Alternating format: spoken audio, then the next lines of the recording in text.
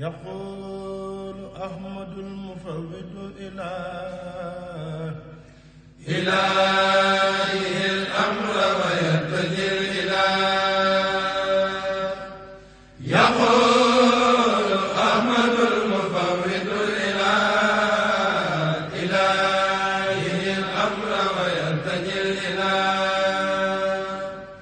يقول أحمد المفوض الإله إلهه الأمر jiital si nuyoo bi sëñ Sidi Mokhtar Mbacké xalifa général des Mourides di ko ziar di ko sargal law sëñ mi nga jot ñu nuyoo yi ziar yi nuyoo président Macky Sall ziar président Macky Sall ak premier ministre am ministre de l'intérieur Abdoulaye Daouda Diallo mi nga xam ne moo yore yëpp diine nuyoo membre gouvernement bi yëpp ak seen ziar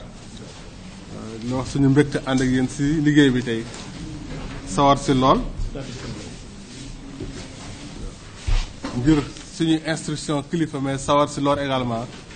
ngir wàllu sëñ Touba bi wàllu sëñ Moustapha en particulier màggal gii di màggal bu ñuy jël see sëñ bu tedd bi Touba màggal gi sëñ Moustapha sant ko mun ko wax màggalu sëñ Moustapha ak li mu représenté si yoonu murit yëpp waaw ma doon dégg ñu naan mooy la voie murit moo ko tracé waaw murit moo ko tracé donc tey bu ñu amee di ko màggal màggal na màggal bu mag la màggal bu rëy la màggal la boo xam ne war nañ def lépp loo xam li si war pour que mu jaar na mu war a jaar maanaam lépp jaar yoon parce que ñu ko doon réussir yeneen année yi yàlla dañu si suturaal ñu ñaan yàlla rek yàlla defal ñu suturaal boobu may ñu si ndam si barke Sëñ Tuuba waaw xanaa li ñuy def rek mooy delloo leen kàddu gi ngeen di présenter def seen expression de besoin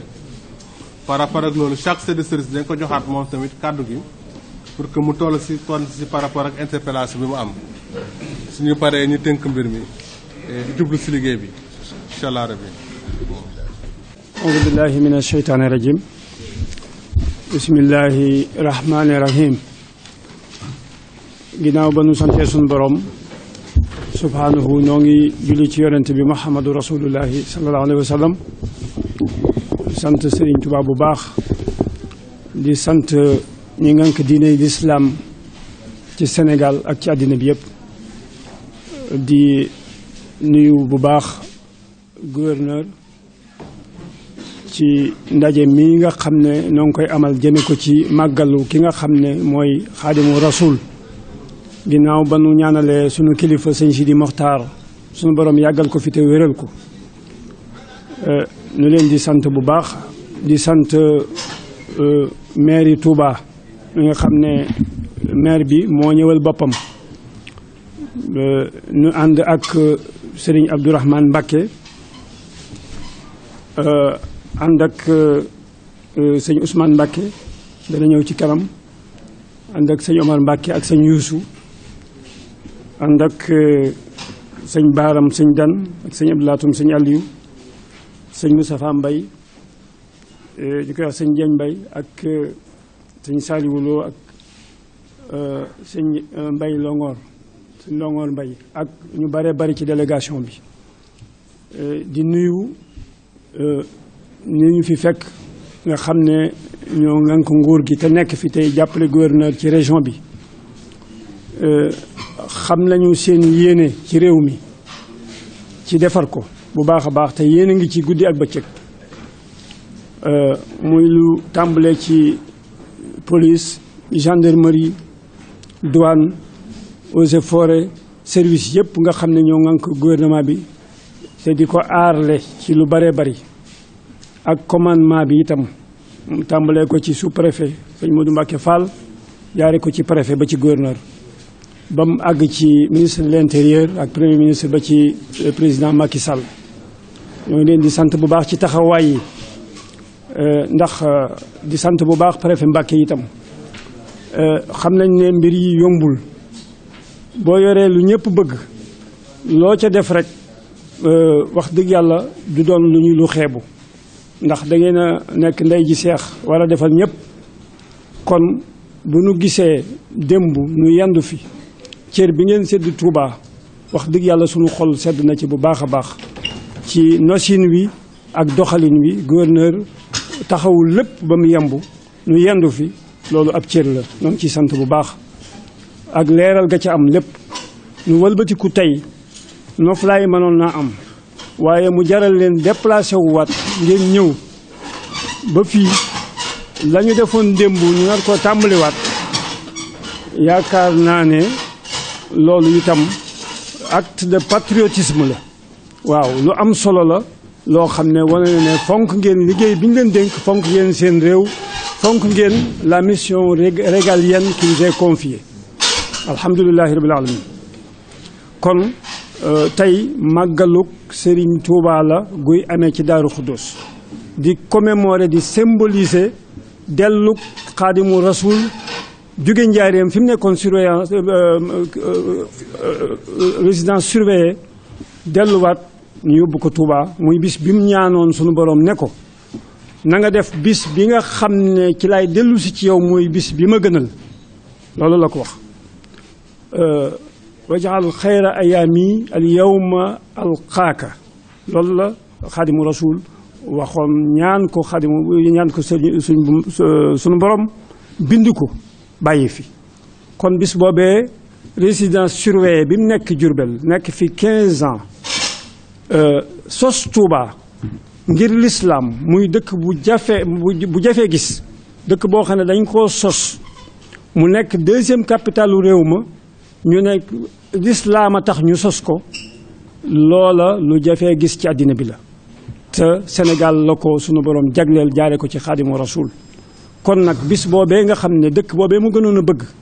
waxtu wu ne mu amoon yéene dëkk fa sunu borom indi nattu te nattu jullit da koy nangu mu nekk Njaaréem bis boobee mu demee Touba googee nga xam ne moom la gënoon a bëgg bis boobee mooy symboliser màggal gii nuy bëgg a def te muy màggalu Serigne Touba ñu jëmee ko ci Daaru Xuddus Cheikh Mahamadou Moustapha jëkkoon ko tàmbali di ko màggal bi mu fi jógee suñu waajur bu baax wa sëñ Cheikh Gaynde Fatma di ko màggal noonu lañ ko def sëñ Mbàkke Madina di ko def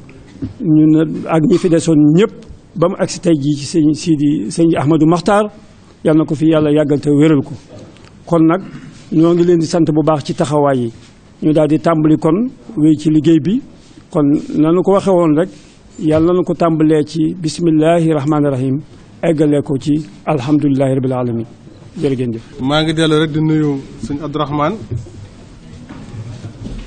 ak mbooloo mi mu àndal yëpp Cheikh Aliou sëñ Ousmane sëñ Omar sëñ Ousmane sëñ Youssou ñoom ñëpp maa ngi leen di nuyu di leen ziar di leen sargal di leen wax ñu jottali sama nuyoo sama ziar sëñ Amadou Makhtar Mbacke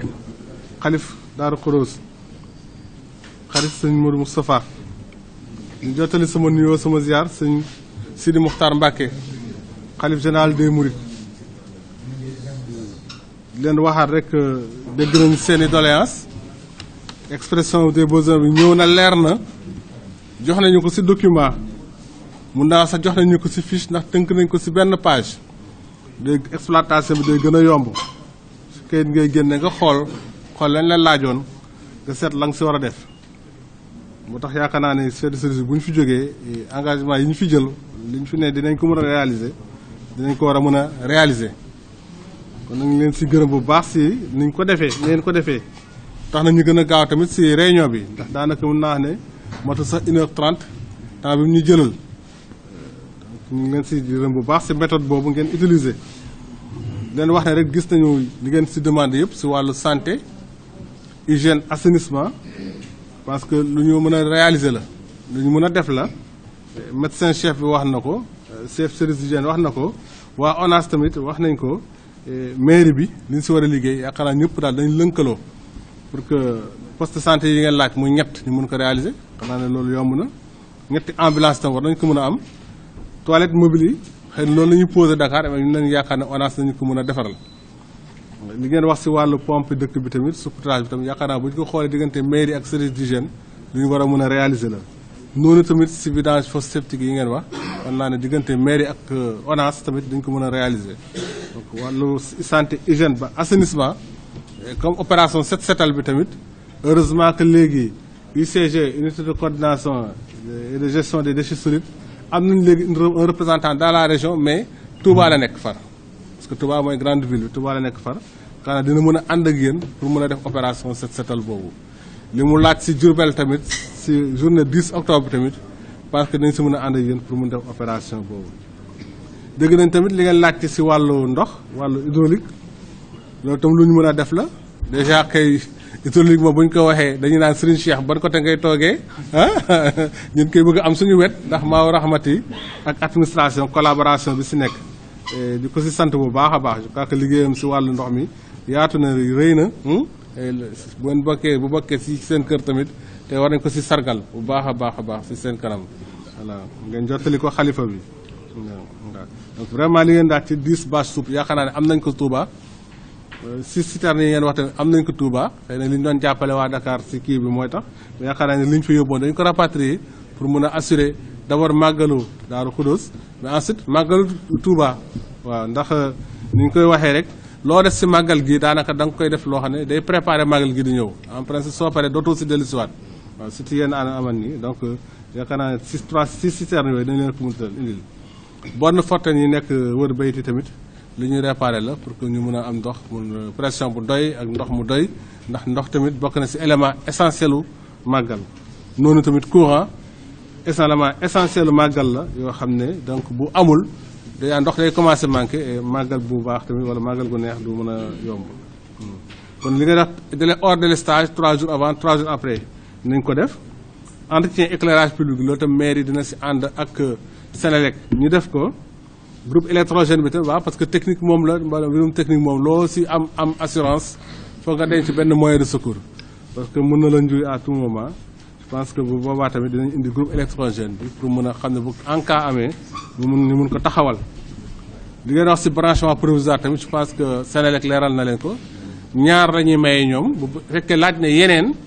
ñoom toujours mën nañ ko wàccee toujours mën nañu wàcce ay branchement provisoire mu boobaa dañuy fay. boobaa da ngeen di fay voilà mais ñaari moom incha allah dina leen ko assuré si bërëbu donc bi xam ne ngeen ko bëggee si bërëbu màggal gi waaw. équipe de veille bi tamit yaakaar naa ne loolu tamit cela va de soi Sénélec dina teg équipe de veille boo xam ne mooy assuré lépp loo xam ne jëm na si màggal moom. li ngeen wax si wàllu sécurité tamit yaakaar naa bu ñu nee santé hydraulique Sénélec sécurité tamit élément essentiel la pour am màggal gu am yoon yaakaar naa loolu tamit li ngeen laaj si élément dinañ ko indi. ni ko indi sax avant ni leen ko bëggee tamit ñu bañ a ñëw si jour màggal gi ñëw quelques jours avant màggal gi kàkk lu war a mun nekk la et normalement sax si liggéeyu police loolu moo opérationnel loolu moo efficace donc nañ ko jëm a indi avant màggal gi pour que vraiment donc ñu mën a jiitu saay-saay yi samba boy yi jiitu leen si béréb yi nga xam ne bu ñu ñëwee dinañ mën a deflante ñëw xëy na sax bu ñu ko gisee kaaraange gu doy duñ fa taxaw je pense que dañ ko mën a am vraiment et li ñu leen di demandé rek et je pense que taxaw ngeen si ngeen dimbale leen si wàllu hébergement et je pense que assurance yi ngeen si jox tamit ñun tamit doy nañu. noonu si gendarmerie également dinañ jàppale police si wàllu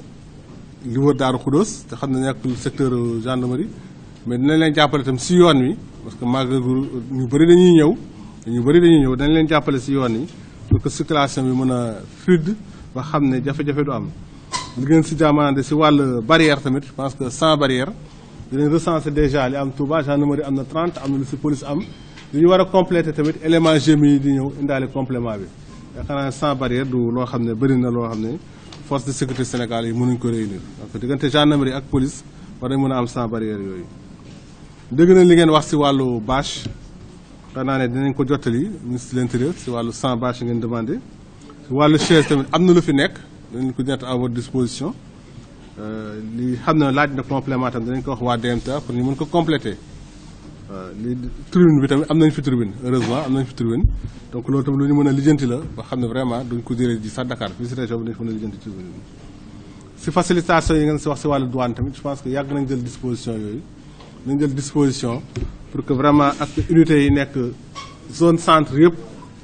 déjà directeur régional bi dañ ko prévenir que zone centre yëpp mu mën a assurer que ku bëgg a jógee fenn ñëw dinañ la mën a assurer nga jàll mais également te xool ak direction centrale douane tamit direction nationale douane tamit direction générale douane nu ñuy facilité ñi xam ne ñu ngi jógee bitim réew di ñëw ñooñu tamit jàllale bi ñu jombale leen ko boo xam ne bu ñu yegg si poste Rosso wala beneen poste ñu xam ne si màggal gi la ñuy ñëw am na lenn li nit ñi di indi lu ñuy jëfandikoo la am na lenn lu ñu indi addiya lay doon ñu mun leen si jàppale parce que yàgg naa traité lu mel noonu bi ma nekkee si zone nord boobu parce que am na ay organisation bu ñu fa bàyyi woon boo xam ne bu ñu ko exploité waatee je pense que dinañ mën a am ni ñuy jàll te du jafe te duñu indi tamit loo xam ne bokkul si loo xam ne war nañ ko mën a indi eaux et forêt dégg nañ ko dinañ leen defal facilitation yi si wàllu circulation yi si biir région bi li des nag autorisation yi ni mu leen ko waxee rek ngeen def ko déposer ko secteur Mbacké mu remonté ko pour que directeur des eaux et forêts mun a joxe autorisation yi nécessaire si wàllu bois de chauffe ndax dañ ko daggee en général si zone Tambacounda bi war a romb région de Tambacounda région de Fatick parfois sax région de Kaolack pour mun ko indi donc foofu yëpp mu am ay contrôle donc il faut mu am ay autorisation de coupe mais je pense que bu ñu si teelee jóg dañu war a mën a am autorisation yooyu indi ko balaa màggal ga di yegg si leen wax tamit si xale yi xam ne ñooy réer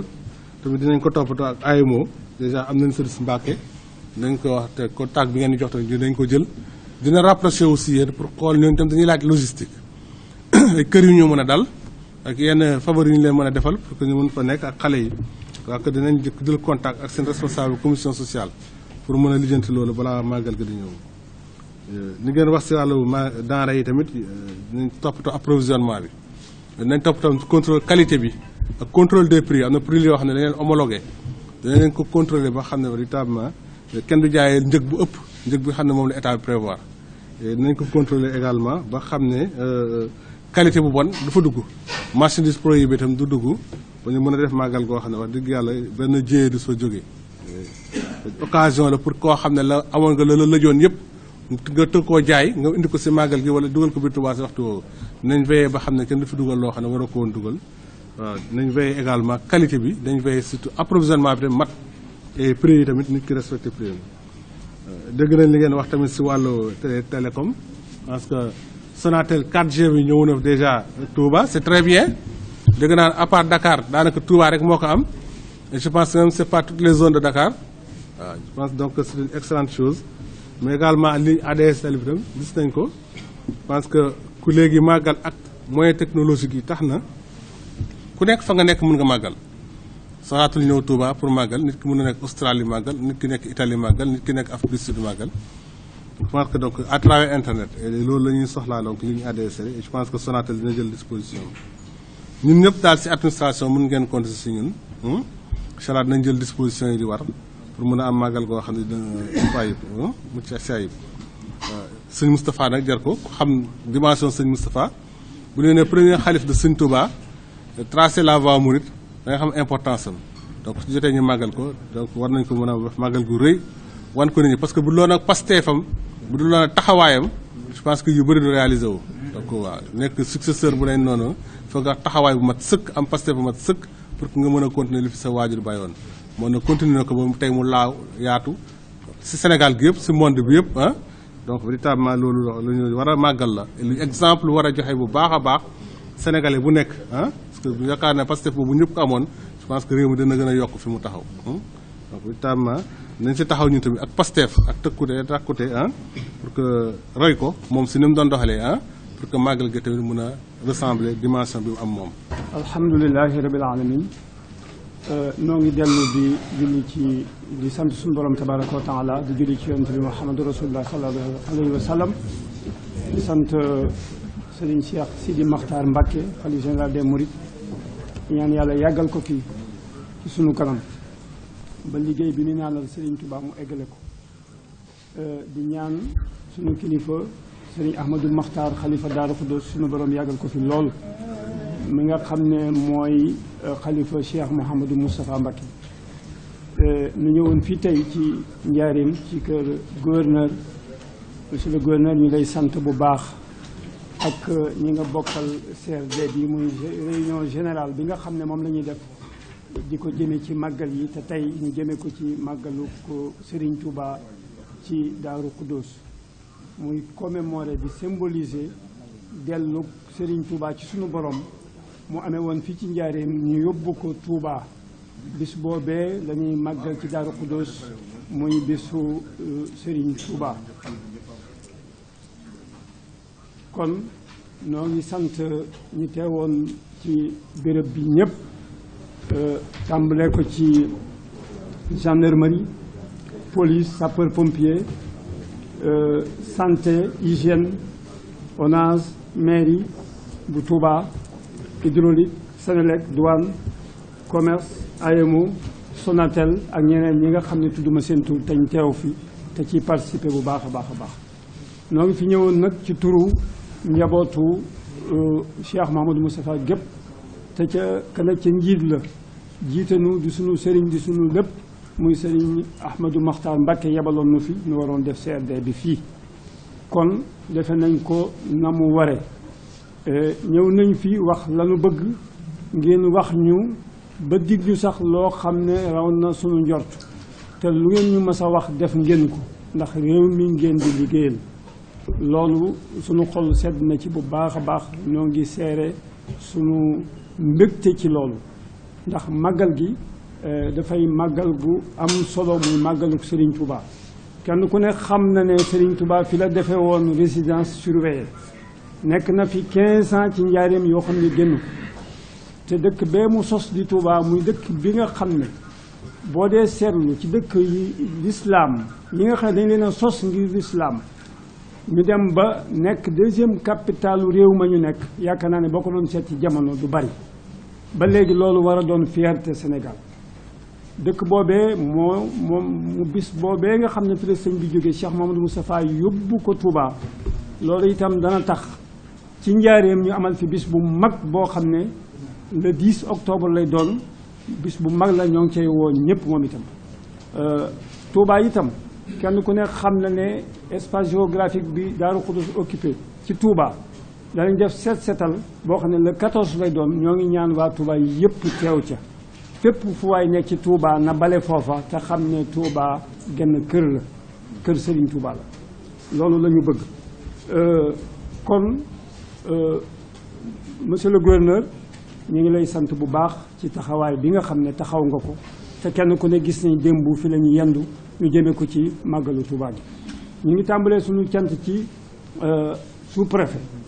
sëñ Modou Mbacké Fall jaaree ko ci préfet ba mu egsi ci yow nga jottalul ñu ko itam le ministre de l'intérieur mu jottalul ñu ko premier ministre mu jottalul ñu ko le président de la république gis nañ taxawaay bi muy taxawu Touba bu baax a baax a baax noo ngi ciy bég di ko ñaanal fa mu bëgg a jëme réew mi suñu borom gën koo jàppale ndax jàmm rek moo xaj Sénégal kon yàlla na fi yàlla def jàmm te kilifay diine yii fi nekk di fi saxal lii muy jom ak ngor ak kersa ak islam bi ñu yaatal ko yaakaar naa ne loolu téero la boo xam ne moo fi gën a mën a perpétuer jàmm ci Sénégal te gis nañu nous sommes dans un monde en ébullition boo xam ne le Sénégal constitue un îlot de paix kon alhamdulilah rabbil alamin loolu yàlla na ko yàlla saxal loola loxol mag ña nga ca kon alhamdulilah ñu ngi leen ci sant bu baax ci taxawal bi ngeen taxawal CRD bi di sant nag bu baax presse bi wax dëgg yàlla presse la bu am solo boo xam ne lu baax la ñuy wax di ko jëfe di ko waxe di jàpp ci événement bu fi am te loolu bokk na ci luy développer am réew ci mentalité yi ci xel yi ci yeete bi kon presse bi itam ñu ngi leen di beral cant di leen sant bu baax di sant itam beral cant maire Touba ak le maire de Touba muy Serigne Abdou Lahad Ka wax dëgg yàlla lépp lu ñu ko mës a soumettre dafa bari nag yu aju ci moom loolu it xam nañ ko waaye lu ñu ko mës a soumettre itam moom itam nii ngeen ko defee monsieur le gouverneur ak corps yi fi jaar yi fi nekk yépp ni ngeen koy defee wax dëgg yàlla ba mu raw suñu jot moom itam noonu la koy def noo ngi koy sant bu baax a baax di leen sant bu baax ci turu délégation bi ñu àndal ci njiital sëñ Abdourahmane Mbacké ak ñun ñi ànd ak moom ñëpp di leen xamal ne sëñ Ahmadou Makhtar mi ngi leen di sant di leen gërëm di ñaan ñu yàgg koo def ak mu ne te sunu boroom def jàmm ci Sénégal yàggal fi suñu kilifay diine yi ak suñu kilifay aada yi ñu ngi sant ñëpp di gërëm ñëpp asalaamaaleykum wa rahmatullahi taala wa barakatu. En tout cas, je voudrais vraiment remercier tout le monde, remercier à tous les participants, remercier Seigne Abdourahmane, Seigne Cheikh, Seigne Omar, Seigne Youssoufa, Seigne Ousmane et tous ceux qui les accompagnent, le chef de village de Darou Khoudoss, le maire de Touba, et vraiment tous les participants à cette réunion. et le redire donc vraiment au nom de nos autorités, donc tous les vœux de succès. Et le demande de transmettre donc nos salutations et nos remerciements, notre ziar, et ceux de nos autorités, à Serigne Amadou Mokhtar, Khalif donc de Dar Khoudoss, mais également à Serigne Sidi Mokhtar Mbacké, Khalif général des Mourides. Nous avons vu donc l'expression de vos besoins donc dans l'ensemble des secteurs de la santé, de l'hygiène, de l'assainissement. Donc c'est un maillon essentiel de l'organisation d'un Magal. Nous avons vu vos doléances. Je pense que c'est des doléances que nous pourrons réaliser. C'est des choses que nous pourrons réaliser en relation avec la mairie. Surtout pour ce qui concerne l'assainissement. Je pense que nous allons le faire avec la mairie. Pour ce qui concerne la santé, en général, on est autosuffisant, on pourra déployer donc les moyens demandés en termes de postes avancés, en termes d'ambulance. En termes de toilettes mobiles également, je pense que l'ONAS va pouvoir réaliser ce que vous avez demandé. Il restera donc le saupoudrage de la ville, restera la vidange des fosses septiques, restera peut-être le pompage, la désinfection des maisons. Je pense que cela, le service d'hygiène et l'ONAS vont le faire en relation avec la mairie. Nous saluons vraiment donc cette coopération avec la mairie. Nous avons également vu vos doléances en termes d'hydraulique. Là, on va vous emprunter votre coordinateur. C'est une chère, véritablement, côté hydraulique, vous serez à nos côtés. Je pense que Maou Rahmati va nous assister. Et ce que vous avez demandé, donc, comme bâche souple, comme citerne d'eau, comme réparation donc, du réseau, pour qu'on puisse optimiser donc,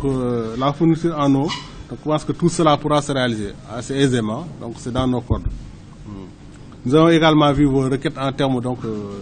d'électricité. Là aussi, je pense que Sénélec va faire le nécessaire pour la mise hors délestage, mais surtout pour mettre le réseau vraiment à bonne disposition, à point, pour qu'on puisse donc effectivement avoir donc un Magal où on n'aura même pas besoin, il n'y aura même pas de coupure, pas de coupure. Mais maintenant, c'est toujours le domaine de la mécanique, de l'électronique, donc on ne peut pas toujours se fier totalement à la machine. C'est pourquoi on mettra en place effectivement le groupe électrogène demandé, pour qu'on puisse avoir donc le moment venu, donc en cas de besoin, le moyen d'intervenir très rapidement. Je pense qu'on s'est entendu également sur les branchements donc, provisoires. Donc il y aura 2 branchements provisoires d'offerts. Et pour le reste maintenant, à la demande, on fournira effectivement les branchements nécessaires. Nous avons bien compris également en matière de sécurité. Je pense que police, gendarmerie et sapeurs-pompiers prendront les dispositions nécessaires. Comme le disait tantôt le commandant des sapeurs-pompiers, ils ont même plus d'éléments que ce que vous avez demandé au niveau de la compagnie de Touba. Je pense que pour la police aussi, ils ont des éléments du GMI à Touba. La gendarmerie a aussi des éléments à Touba. Je pense que de ce point de vue-là, peut-être pour le GMI, avec un petit renfort de Thiès ou de Dakar, nous pourrons effectivement arriver à fournir le nombre d'éléments que vous avez demandé. Nous avons pris également bonne note donc, du délai dans lequel vous le voulez. Donc on va essayer de respecter cela, de mettre les éléments bien avant le Magal même, et pour précéder donc les malfaiteurs sur le terrain. Et pour les barrières également, je pense qu'on pourra fournir le nombre de barrières donc demandées. 100 barrières, je pense que ça aussi. On n'en a pas 100 à Touba, entre gendarmerie et police, mais je pense qu'avec le renfort du GMI, on pourra fournir le nombre de barrières demandées. Nous avons bien recueilli vos doléances en termes de logistique, de bâches, de chaises, de tribunes. Nous avons les tribunes, nous avons un certain nombre de chaises, les bâches et le complément de chaises. Nous allons le demander au ministère de l'Intérieur et à la DMTA. Et nous pensons qu'on sera suffisamment fourni à la matière. Les facilitations également pour la douane, les eaux et forêts, le commerce, on va le faire. Et veiller à l'approvisionnement donc régulier des marchés. Mais veiller également à ce que les marchandises donc, arrivent à bon port. Pour les pèlerins qui amènent donc des choses, des victailles parfois, ou également des choses, des biens qui seront donnés comme adieu à leur marabout, nous allons demander donc au service des douanes de faire les facilités nécessaires. Je pense qu'entre la direction régionale des douanes et la direction générale des douanes, on pourra obtenir donc les facilités nécessaires donc dans la circulation en zone centre, mais également dans la circulation au niveau des frontières. Et on va faire effectivement le nécessaire également pour ce qui concerne le bois de chauffe. Déjà, l'inspecteur va faire ses facilitations dans la région, mais également on vous demandera de faire des requêtes pour que des autorisations de coupe vous soient données donc, dans la zone de Tambacounda sûrement, pour qu'on puisse transporter donc, du bois mort. Je pense que cela donc, est possible et ça s'est toujours fait durant le Magal. Je pense que cette année aussi, on n'aura pas de difficultés en la matière. L'AEMO va se déployer. C'est vrai que c'est un grand magal et il y a beaucoup d'enfants perdus. L'AEMO va se déployer. Donc l'agent de l'AEMO va prendre contact avec le comité d'organisation pour vous indiquer ses besoins. Ses besoins donc en tant que service, mais ses besoins également pour les enfants qui seront donc gardés à ce niveau-là. Je pense que de ce point de vue également, nous pourrons fournir donc, la prestation attendue. Pour les télécoms, je pense qu'également Sonatel a donné des assurances. Donc véritablement, on vous donnera les moyens ADSL demandés pour que chacun puisse suivre son magal. Là, il se trouve à l'extérieur, mais également Sonatel va mettre en service le 4G. Je pense que c'est une grosse innovation. Et je pense qu'à part certains endroits à Dakar, Touba sera donc parmi les premières cités, les premières villes servies. C'est une excellente chose et c'est la dimension peut-être, c'est la dimension effectivement de Touba et de ce qu'il représente dans le pays. En tout cas, on voudrait vous dire que nous comptons véritablement pour toute l'administration nous engager très fermement pour réussir cette manifestation donc à Touba, ou ces manifestations à Touba, si on l'en tient compte du magal des petits-fils, mais également réussir la manifestation à Diourbel le 10 octobre, la commémoration à Diourbel. C'est vrai que Touba a passé 15 ans à Diourbel, c'est essentiel. Et je pense que également donc beaucoup de choses, beaucoup du patrimoine mouride, beaucoup d'éléments du patrimoine mouride sont à Diourbel. C'est bon qu'on puisse venir les visiter et venir faire cette commémoration à Diourbel. Là, nous allons nous réunir donc dans un comité plus restreint pour voir avec le préfet de Diourbel, la police, également les sapeurs-pompiers, mais également donc l'ADMTA, voir comment vous assister dans cette organisation. Et je pense que là aussi, vos requêtes seront satisfaites. Nous espérons véritablement que, vu la dimension de l'homme, vu l'engagement dont il a toujours fait preuve lui aussi, dont il a fait montre pour perpétuer l'œuvre de Sëñ Touba, je pense que Sëñ Modou Moustapha mérite cela. C'est un exemple à donner. Je dis que tous les fils de Sëñ Touba sont des exemples à donner.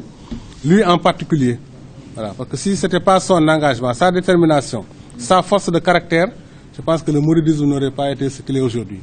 C'est lui qui a tracé la voie mouride, c'est lui le précurseur quelque part, et le digne continuateur de son fils, son père. Je pense donc que si on le célèbre, chaque Sénégalais doit pouvoir s'y retrouver, pour qu'on puisse faire preuve de la même détermination, du même courage devant les difficultés, donc, et pouvoir effectivement faire de notre pays un pays émergent, comme le désire donc le président de la République. Je pense que c'est un bon exemple à donner aux jeunes, donc d'engagement, de ferveur, pour qu'on puisse effectivement avoir donc, pour le Sénégal ces ressources humaines nécessaires à son développement. En tout cas, encore une fois, merci beaucoup. Alors, sëñ bi ñu delloo la rek nga ñaanal ñu tëjee ko jotaay bi.